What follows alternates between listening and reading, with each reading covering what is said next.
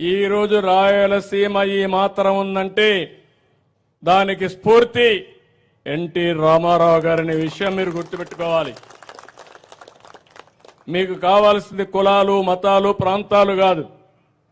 ఎవరు న్యాయం చేశారు, ఎవరు ఈ ప్రాంతానికి ముందు చూపుతో ఆలోచించారు, ఎవరి వల్ల మనం అందరం బాగుపడ్డాం, ఏ పార్టీ వల్ల లాభం వచ్చిందో మీరు ఆలోచించుకుంటే ఒక్కరు కూడా రాయలసీమలో వేరే పార్టీకి ఓటేరు. అందరూ తెలుగుదేశం పార్టీకే ఓటేస్తారు.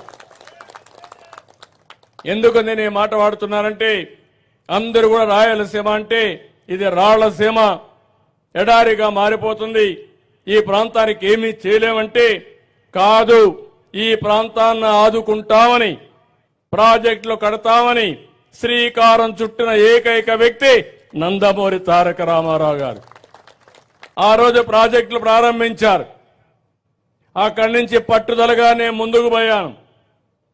5 సంవత్సరాలు 14-19లో మీరు చూస్తే 64,000 కోట్ల రూపాయలు ఖర్చు పెట్టి ఇరిగేషన్ ప్రాజెక్టులన్నీ పరిగెత్తిచ్చాను.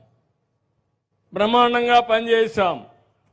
19-24 వరకు వచ్చిన ప్రభుత్వం ఒక్క పైసా ఖర్చు పెట్టకుండా మీరు తప్పు చేశారని నేను ప్రాజెక్టుల పైన పెద్ద ఎత్తున ఆందోళన చేయాలి, చైతన్యవంతులు చేయాలని వస్తే నా మీద తప్పుడు కేసులు పెట్టి నన్ను జైల్లో పెట్టే పరిస్థితికి వచ్చారు.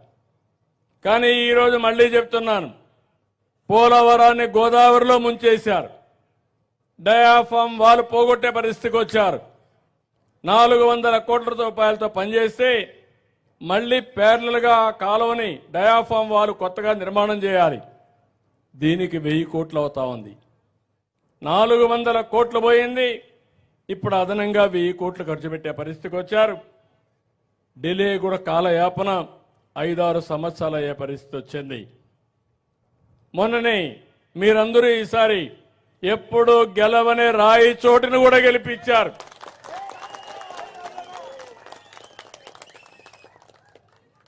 ఎప్పుడైతే మీరు ఆ విధంగా గెలిపించారో దానివల్ల ఢిల్లీలో కూడా మన గౌరవం పెరిగింది. కష్టాల్లో ఉండే రాష్ట్రానికి సంజీవునిగా పనిచేసింది.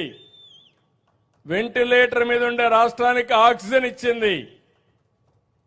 అందుకే ఈరోజు గర్వంగా చెప్తున్నా, పోలవరానికి 12,000 కోట్ల రూపాయలు శాంక్షన్ చేశాం. 2027కు పూర్తి అవుతుంది. ఒకప్పుడు హైదరాబాద్ అభివృద్ధి చేశాను, అమరావతికి శ్రీకారం చుట్టాను. హైదరాబాద్లో భూమి ఉంది, అమరావతిలో ప్రైవేటు భూమి ఉంది. నేను ఒక పిలిపిస్తే నన్ను నమ్మి 55,000 ఎకరాలు రైతులు ల్యాండ్ పోలింగ్లో ఒక్క పైసా తీసుకోకుండా ఇచ్చారంటే అది నమ్మకం. నేను అందుకే మిమ్మల్ని కూడా కోరుతున్నా, నేనేదో గాల్లో మాటలు చెప్పడం లేదు. ఇంతవరకు చేసిన పని యొక్క ఫలితాలు మీరు చూశారు. ఒక హైదరాబాద్ నగరం 30 సంవత్సరాల కంటే ముందు నా దూరదృష్టి. ఈరోజు హైదరాబాద్ నగరాన్ని మీరు చూస్తే మోస్ట్ లివబుల్ సిటీగా తయారైందంటే అడుగడుగునా నా కృషి ఉంది. దాంట్లో ఎవ్వరూ కాదనలేరు.